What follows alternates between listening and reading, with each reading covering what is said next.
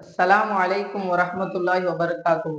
அல்லாஹ் தஆலா இந்த உலகத்தை படைத்து ஆதம் அலைஹிஸ்ஸலாம் அவர்களை இறக்கியது முதல் இன்று வரையிலும் பல விஷயங்கள் பின்பற்றப்படுகின்றன. அதில் ஒன்றுதான் இந்த பயணம். இந்த பயணத்தின் மூலம் நாம் பல்வேறு வகையான அனுபவங்களையும் புது வகையான விஷயங்களையும் கற்றுக்கொள்கிறோம். இந்த பயணம் என்பது 3 வகை.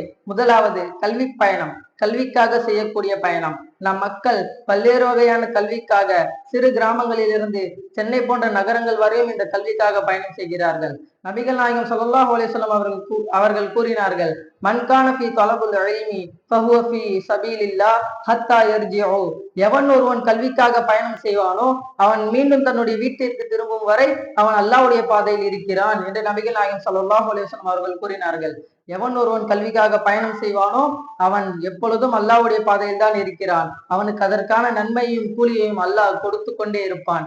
இரண்டாவது தான் இந்த பொருளாதார பயணம்.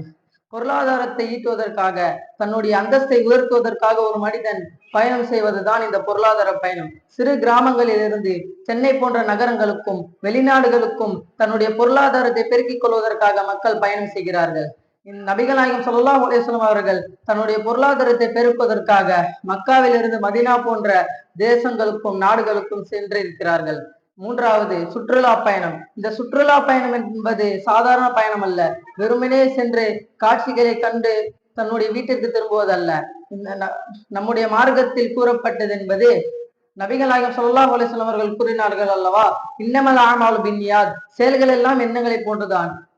நம்முடைய எண்ணம் என்பது அல்லாஹ்வுடைய நியாமத்துகளை நாம் பார்க்க செல்கிறோம் என்று நம்முடைய எண்ணங்களை நாம் மாற்றிக்கொள்ள வேண்டும். அல்லாஹ் தஆலா குர்ஆனிலே கூறுகிறான், குல் சீரு ஃபீல் அர்தி ஃபந்துரு கைஃப கான ஆகிபத்துல் முகத்திபீன்.